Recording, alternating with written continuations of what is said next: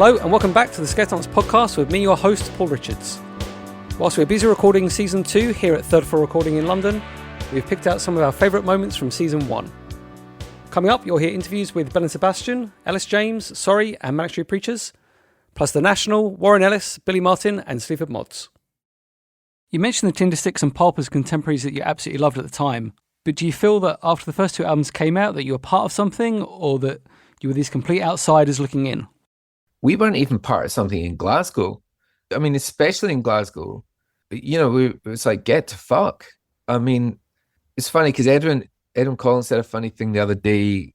He said, somebody pointed out that he'd said something rather nasty about another band back in 1981 or something. And he said, well, that's what people did. That was what the scene was like back then. It was catty, it was backbiting, and everybody was looking over their shoulders. And so I'm not saying it was like that so much in Glasgow. I just felt I was completely isolated. I do tell a story sometimes where, people got so used to me asking them to be in my band that they would cross the street.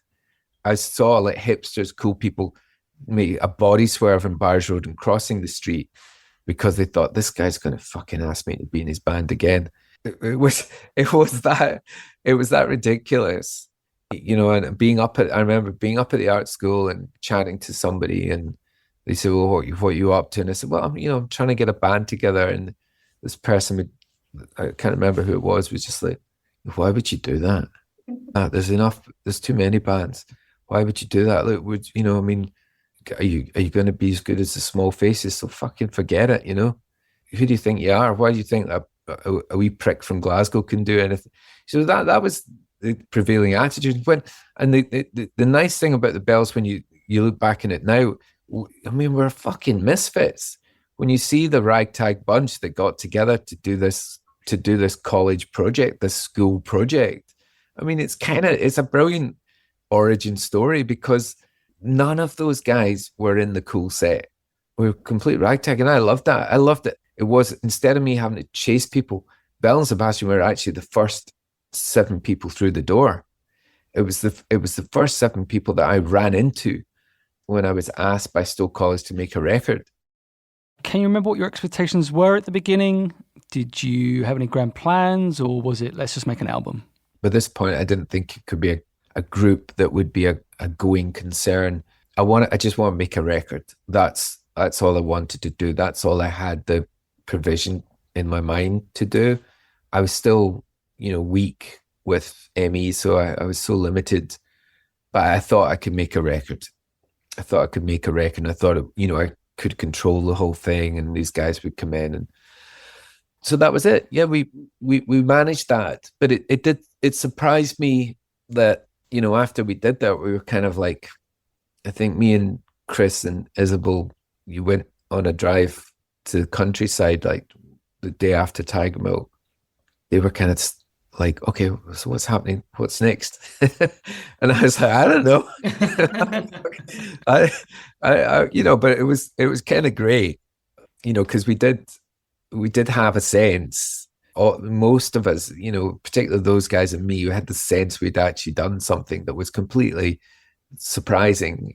Chris never thought, at this point, never thought he would have made a record, and Isabel was, at that point, she was delighted to be in the studio. At that point, Jackson was this sort of unknown factor, because he was the one thing I couldn't really get a handle on.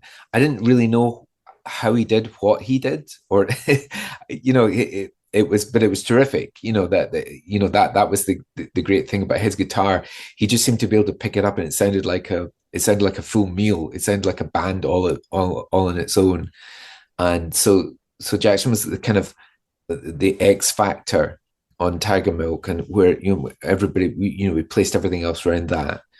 And so, but with Sinister, I wanted to do, I was getting a little bit more ambitious, wanted to make more use of the cello, violin, and trumpet arrangements. Wanted them to be a little bit more considered. I think, on Tiger Milk, we sort of recorded the 4 guys, and then maybe added some, strings afterwards. I wrote all the songs for Sinister in a really short period of time. I mean, the band sort of really only got together at the start of '96. We recorded Tiger Milk in March, but I'd started writing the songs for Sinister around about, actually in probably February. I wrote Fox and the Snow and Stars, the Track and Field the same day, I think. And, I wrote those songs a really short period of time. The last song I wrote was Judy and the Dream of Horses, which is more like in the spring. And so we rehearsed a little bit more. I rehearsed I remember rehearsing with Isabel on her own and maybe Chris on his own for a bit and thinking about the parts a bit more. But instead of Rattlesnakes I guess my benchmark for Sinister was Tapestry and Court and Spark. That was I had two little benchmarks. And of course, those LPs were recorded by seasoned artists with the best session musicians, with careful production. There was a lot. There's obviously so much experience and know-how went into the making of those records, and so it was a high thing to aim for, and we fell short. But and the falling short was all in my department, because I had this overarching sense that I had to do everything quickly. If I didn't do everything quickly, they were going to stop me. I'd been waiting for this moment for so long. I didn't want to wrest any control. Sinister was at the height of my tunnel vision, and just wanted to get it done. And I felt that if I didn't do it quickly, because I felt already we felt this pressure, because at this point we actually had a record label called Jeepster. Those guys were like, they kept phoning up on the first day and said, "Oh, how many reels of tapes have you used?" We can't afford that much tape. And I already felt this pressure. It was all the pressure was on me, obviously. And I was just thinking, oh, fuck off, just let me get on with it. That was the vibe around Sinister. And of course you got the group where they weren't just marionettes. They were living people, and they had their own opinions, and suddenly during the course of the year, the personality of this band started to appear. And by the end of the year, everything was ripped up. I mean, the kind of idea that I had of a group, of that being this controlled thing, this baroque thing, was completely torn to shreds by the next recording session.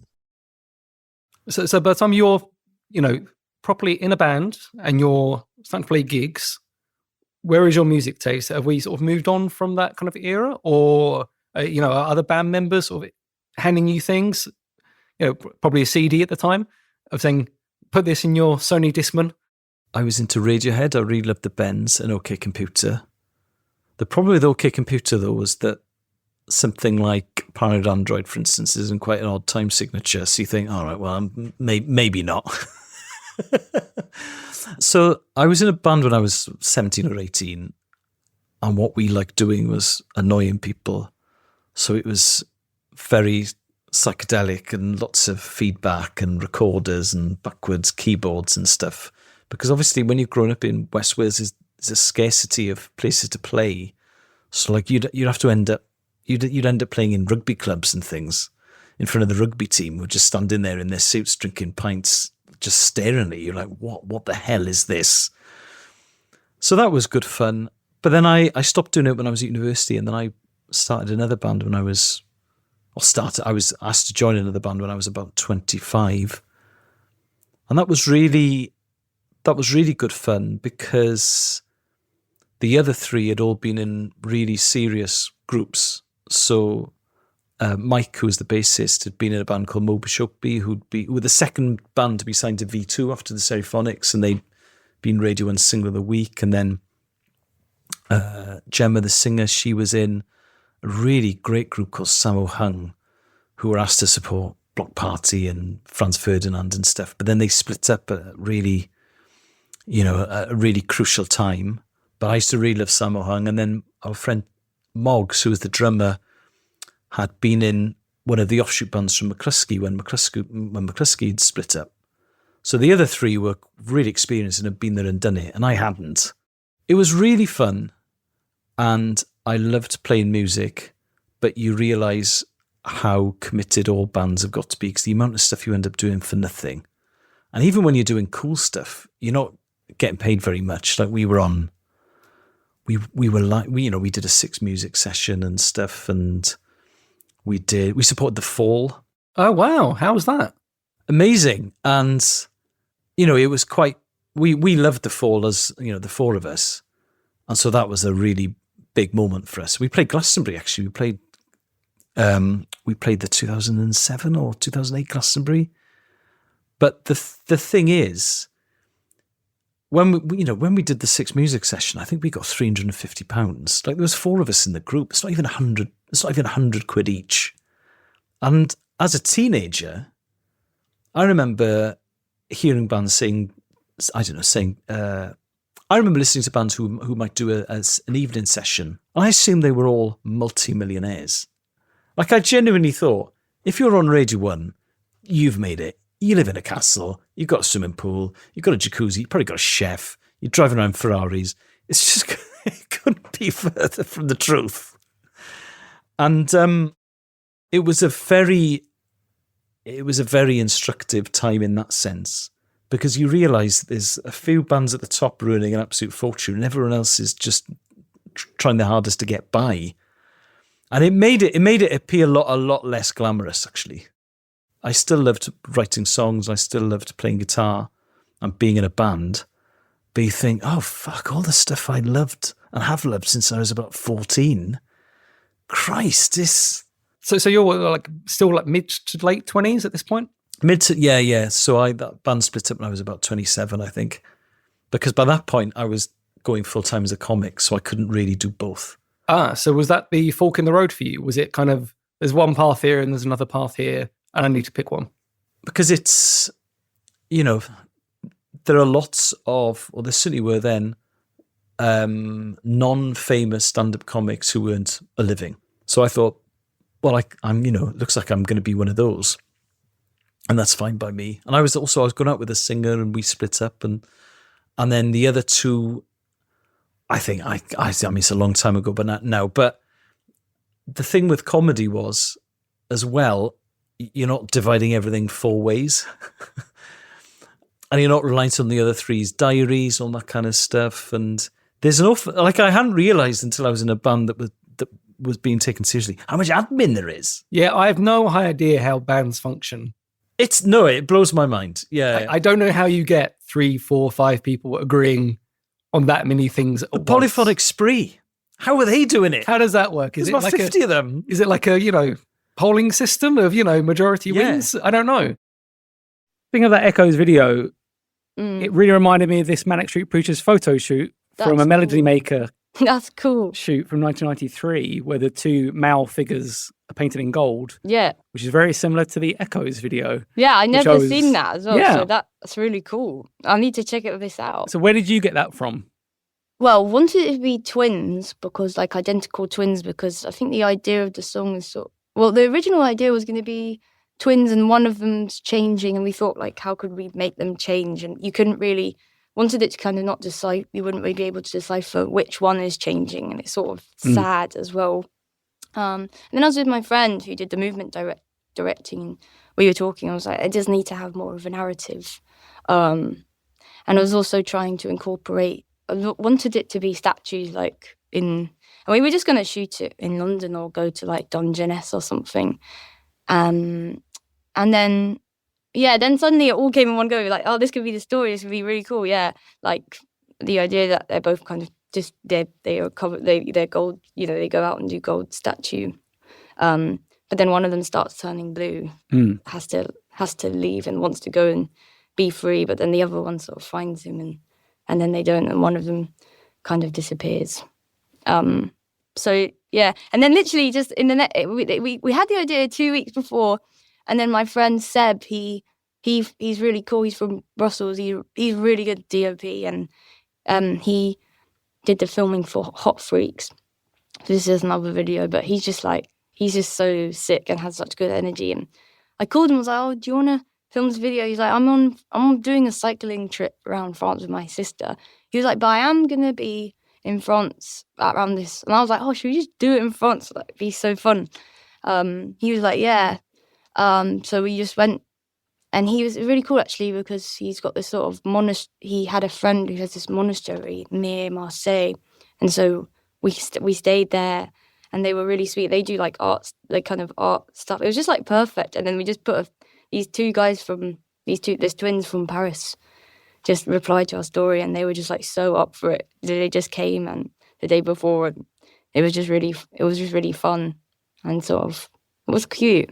Yeah. So these group of songs, Jive, Echoes, Today Might Be the Hit, are all from your upcoming album Cosplay. Mm-hmm. What can you tell us about the album?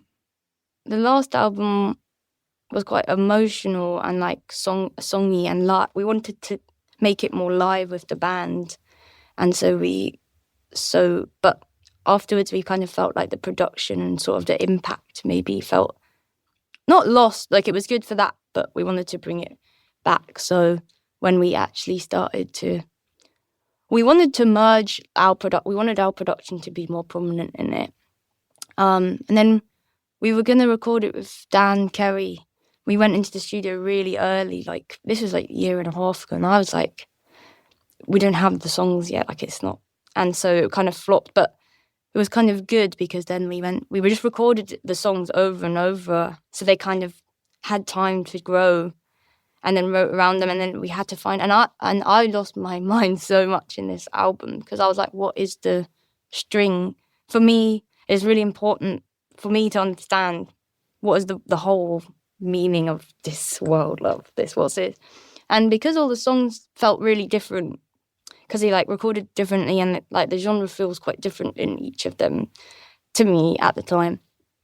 So then we were kind of wanted to know how to string it together, and then kind of had this idea of, I actually got my friend took me to Spider-Verse with an orchestra because she knows the guy who does the orchestra, and then us 2 seats down was Adam Curtis, and then we ended up by having a pint with him.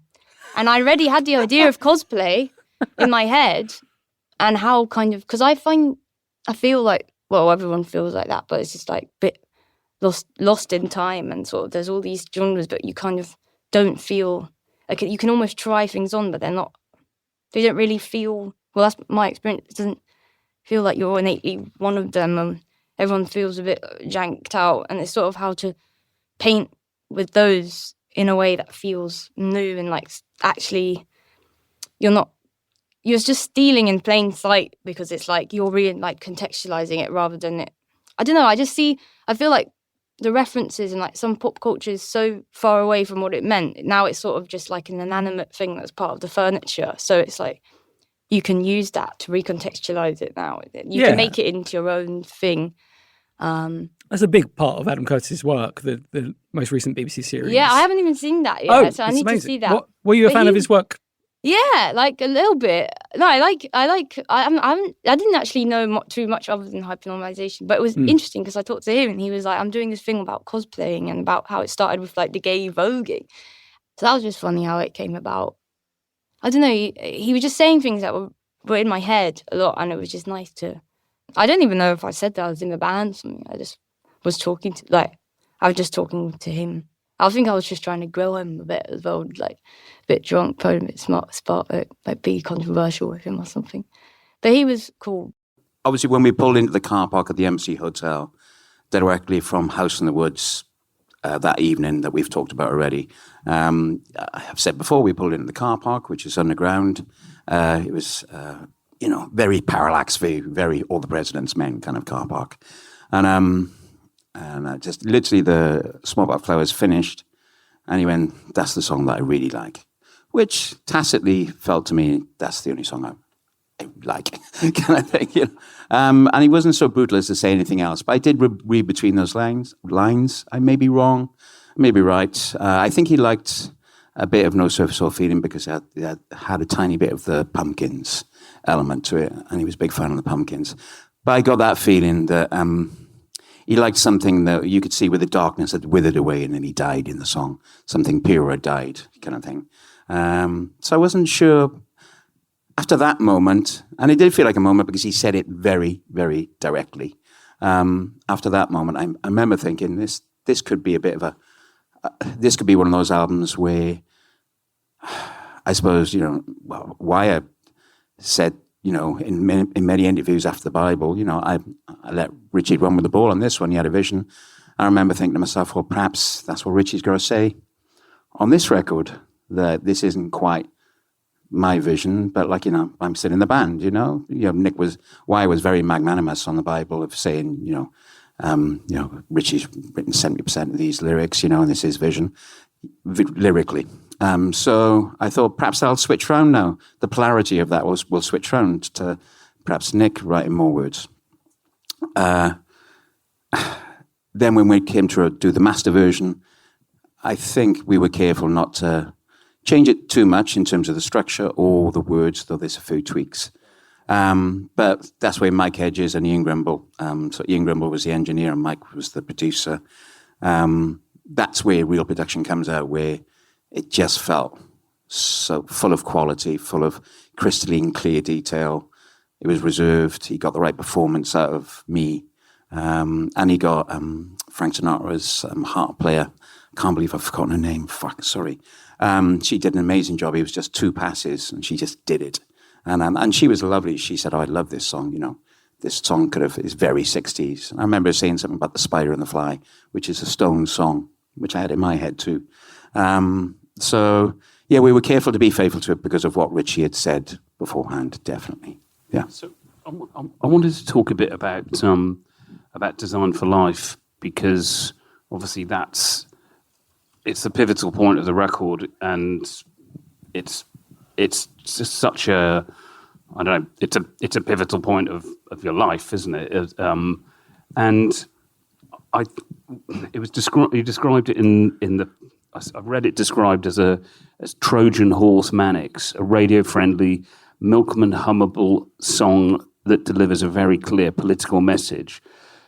I just wondered, how does it feel writing something like that after all the things that happened?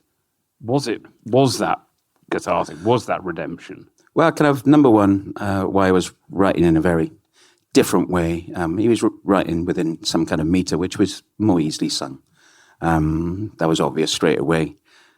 There's still lines in there which literally hit you in the face, if right here in my dirty face, right here in my pretty face. There's still lines that just, and that's really struck me. I was playing with the boys the other day in the studio. We're going through lots of old songs like Next Night to Leave Moscow, Roses in the Hospital, just lots of old stuff that we haven't played for ages. And one of the first lines in Rose in the Hospital is, Rose in the Hospital, I try to pull my fingernails out. Woo, hit! And so you got this song where, we hang our hopes on it, but it's still got lines in there like, if I had a bottle right here in my dirty face, it's still very, very oppositional. It still kind of startles you a bit as a lyric.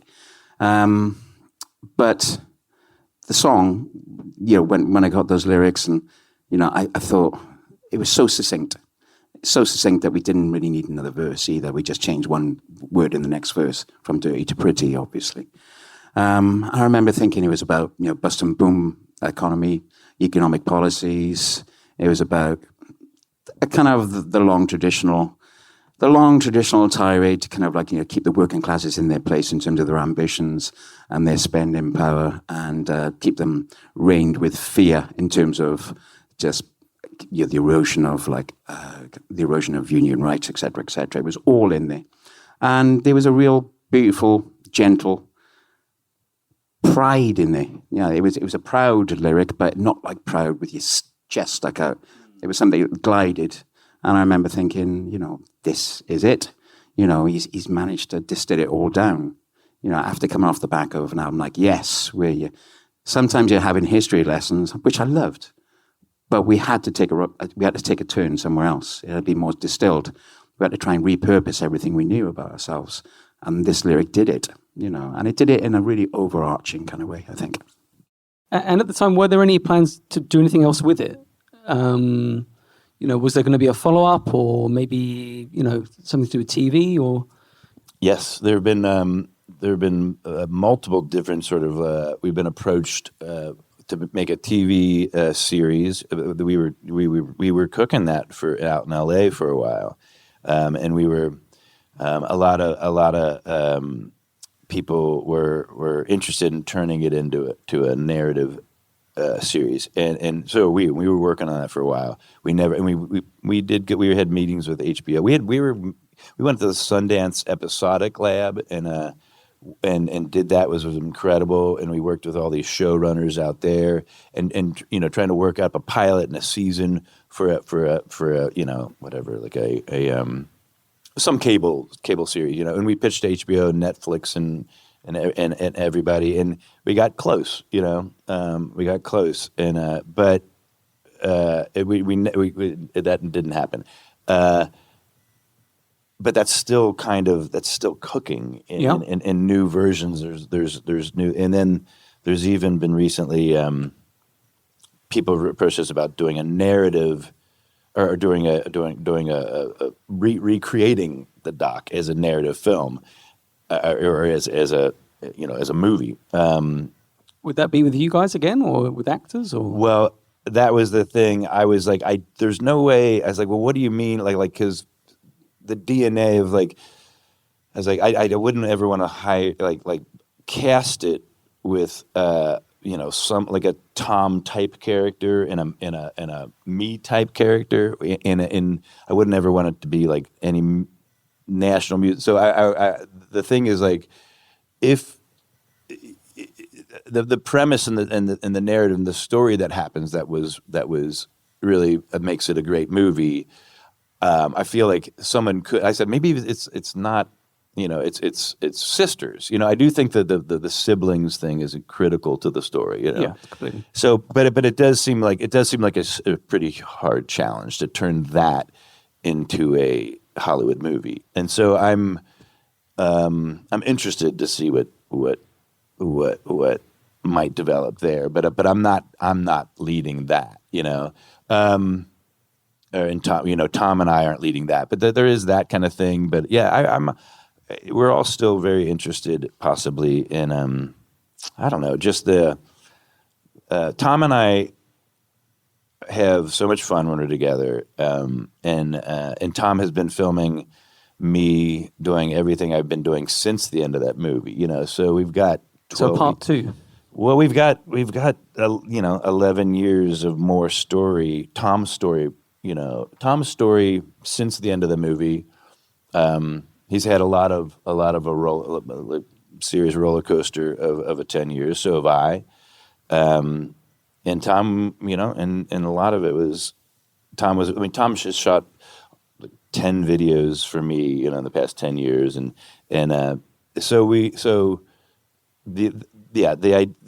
is possibly if Corinne and Tom and I buckled down, we could probably do a pretty honest and genuine, good follow up to that.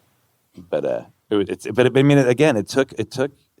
took like 2 years to edit, or felt like I don't know how long. It felt like it was a long. The editing process, is with documentaries. I think it's such a the editing is so that's the storytelling is all the editing and so yeah we're collecting, and we'll see if we make it to the end. And what did your parents think of the film? I thought it was really sweet that they were willing to be in the film. My poor sister Rachel was not in it except for the photo, and we've both been. She's held that over us for a long time. When she saw it, but she lived in Seattle. The next one she'll be in a lot more. But my parents are incredible. They have always encouraged all of us just to do whatever made us happy. That was it.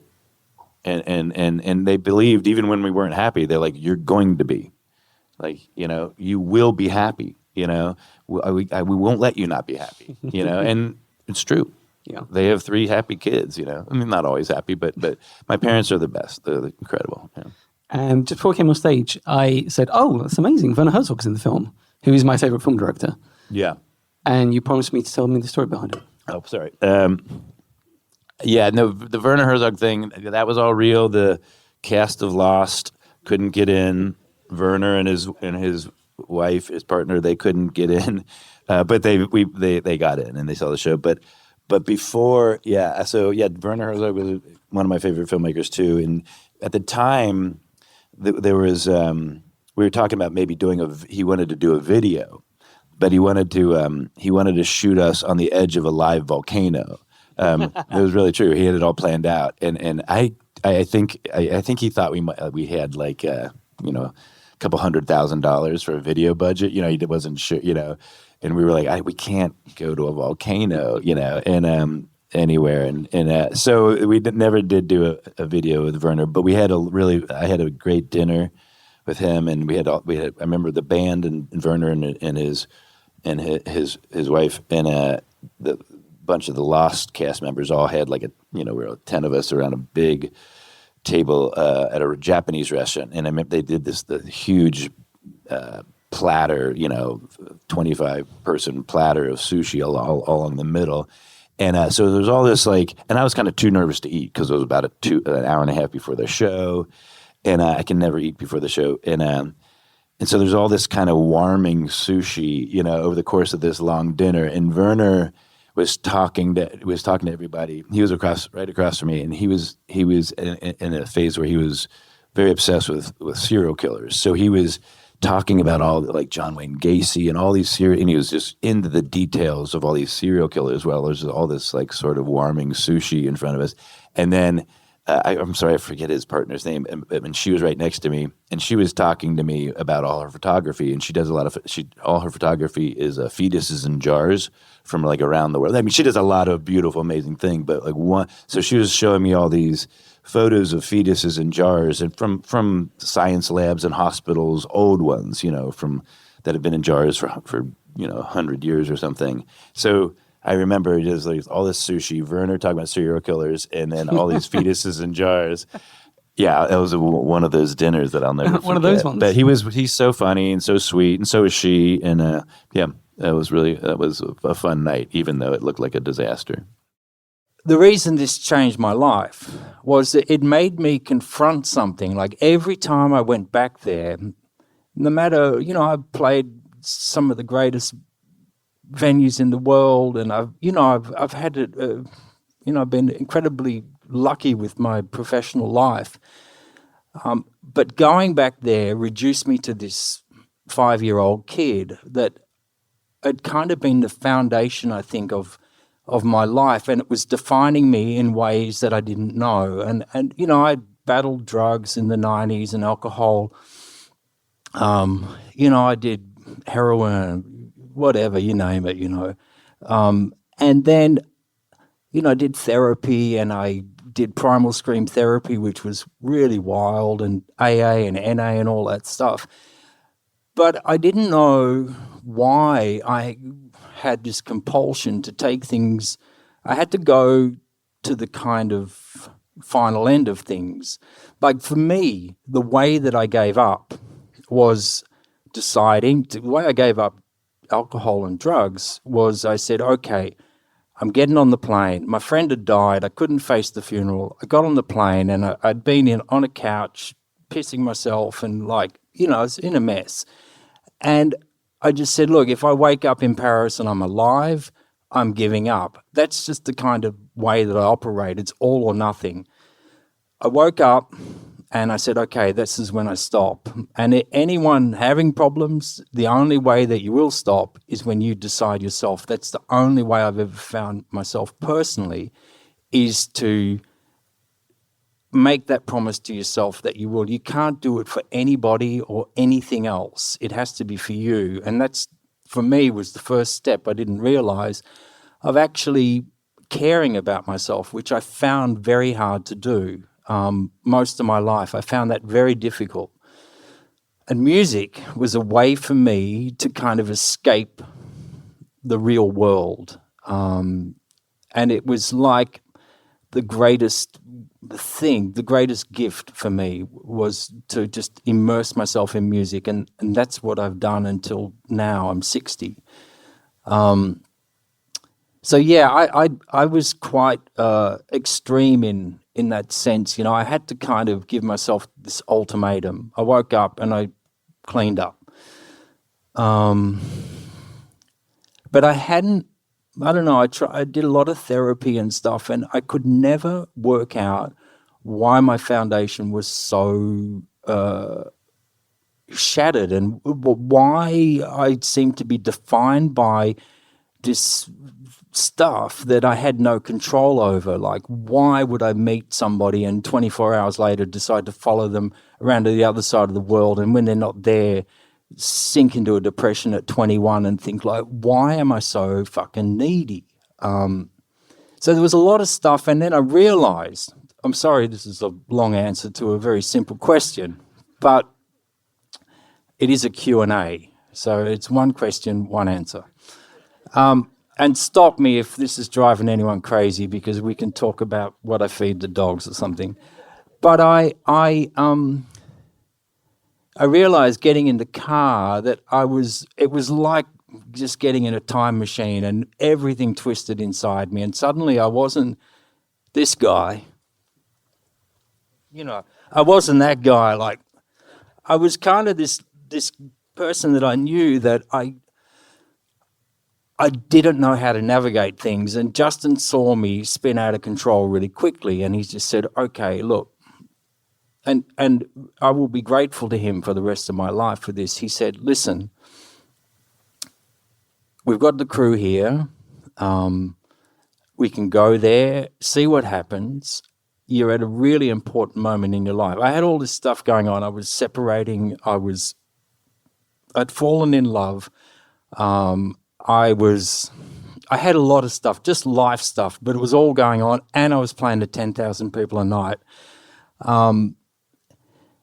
I basically sort of had this monumental fucking breakdown in the car, and he just said, listen, you're at an important time in your life. I would encourage you to be open to this. Now, this guy just thought we were going back to shoot a couple of things in Belle, me eating fish and chips and all this stuff, and he's got this person having a, total existential crisis. And I called Andrew Dominic, who I've worked with on several films, The Assassination of Jesse James, Blonde, the two documentaries, the one on Nick when his son dies, One More Time with Feeling, and This Much I Know to Be True. And I called Andrew and I said, fuck Andrew, I don't know what to do. Like, Justin's asking something from me that I can't do. And he just said, trust him, trust the process, throw yourself into it, you will get something out of it.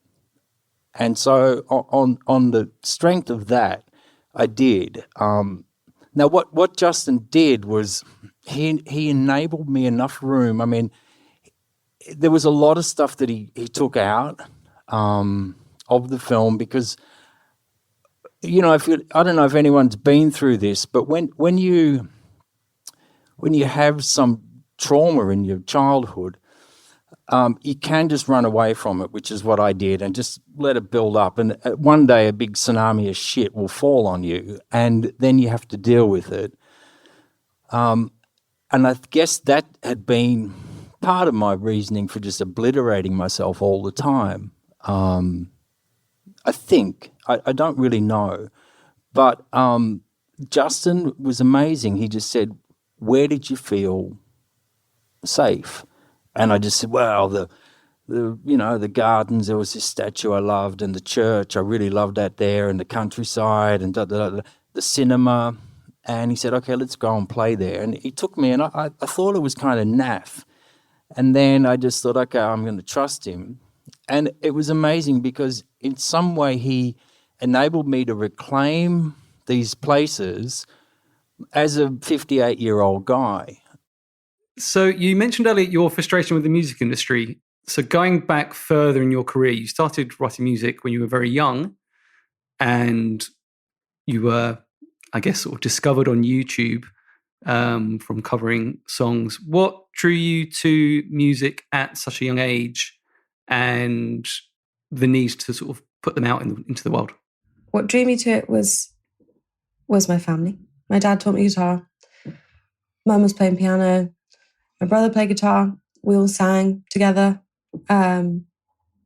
Not in that kind of mamas and papas way, in like, a casual private way.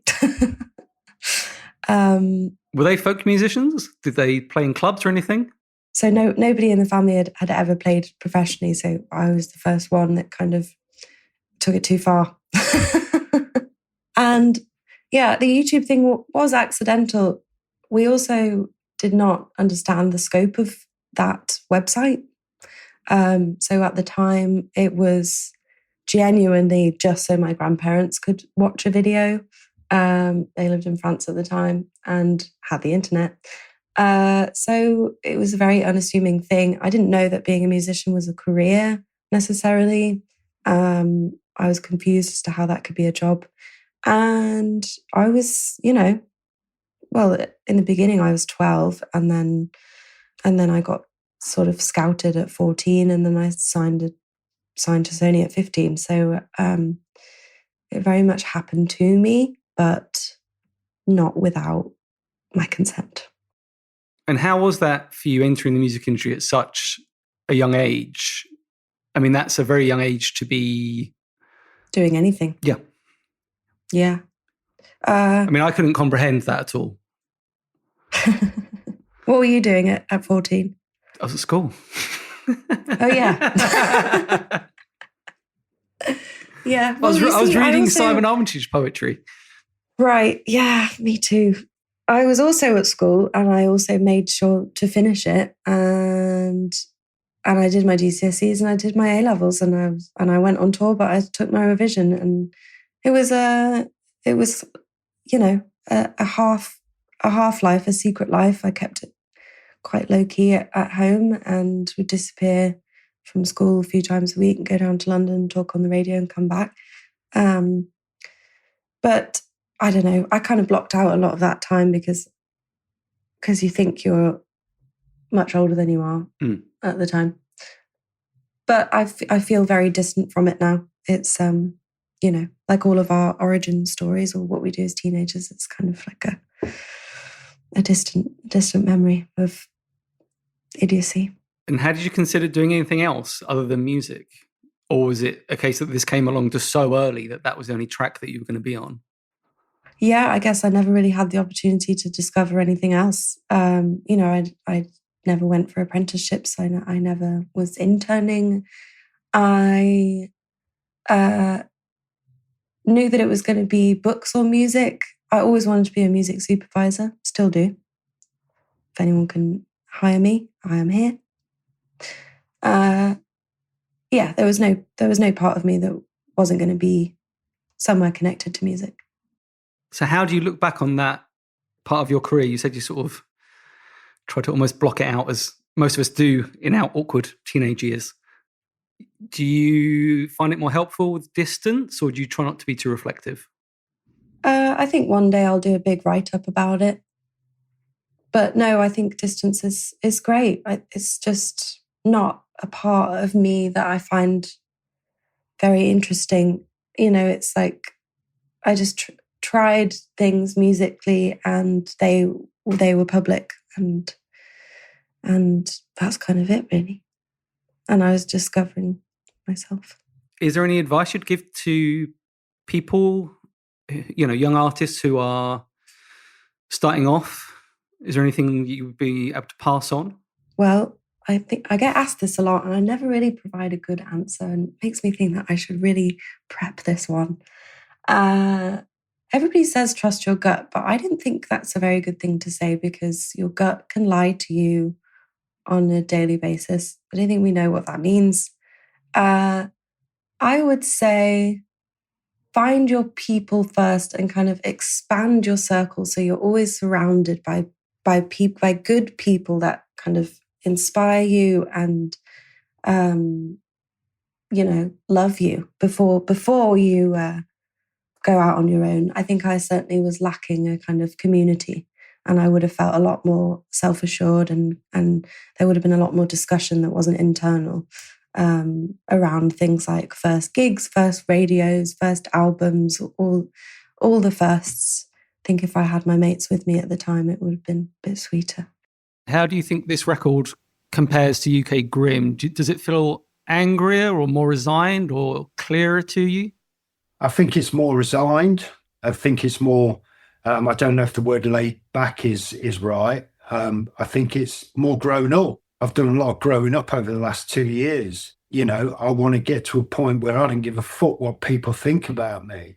And I think it's healthy to have some concern about what people think about you, because if not, then, you know, you'd go insane and you'd do horrible things to people. But it's like, my problem was, you know, being trounced on by fucking whoever and carrying it around for days and days. I needed to understand this about myself, and I'm over that now. Do you know what I mean? So this all sounds like I'm making it about me, you know, because we're addressing things in the world where I can't even contemplate how people are going through certain things. But I think you have to make it about yourself initially before you can take it out to the outside world. Do you know what I mean? That's just how it is, you know. And there are several collaborations on the album. There's Sue Tompkins from Life Without Buildings, Gwendolyn Christie, Aldous Harding, Liam Bailey, Snowy, Big Special. How did all of these come about? Just a lot of it was down to this time around with guests has been more about, okay, I can't sing this. I know somebody that can, particularly with Aldous Harding and Liam Bailey. I needed those voices, those sonics on the track to make it work. So in effect, they were almost like instruments, you know what I mean? As regards Gwendolyn, Sue Tompkins, they were more feature based. And that isn't to sound detrimental towards the other people. Of course, they're features as well. But, you know, they kind of almost fit in with the song like a strand of DNA that needs replacing, you know what I mean? Whereas, you know, Sue Tompkins and Gwendolyn, they sit on top of the track and they are more, you know, it's more obvious that they are a complete and utter guest. Do you know what I mean? So it was a bit of half and half, really. Was it particularly special working with Sue Tompkins? Are you a big fan of Life Without Buildings? Yeah, I've just got off the phone with her, actually. Oh. No, I wasn't a fan, actually. Jeanette Lee from Rough Trade sort of suggested, look, we used to work with this band called Life Without Buildings, and we think Sue, the singer, might be a great collaborator. And it went from there, really. And did you have any expectations with certain artists? No. The only expectation was that they would do it in about 10 minutes, and they did. All of them did it in about 10 to 15 minutes. I mean, probably, you know, all right, I'll put a tab of realism on there, probably about half an hour, you know what I mean? But the idea was to have the idea laid down for them already. And, you know, that's normally how we work. We've got some written, you know, there are occurrences where people come in with original material. Amy Taylor did when we collaborated with her, you know, to a certain degree. Tor Maris did Billie No Mates. She had a verse there that she'd written, etc. So, but yeah, mostly on this one, mostly all of it was, most of it anyway, was already written. And do you really enjoy collaborating with people? Because obviously you have quite a history of that.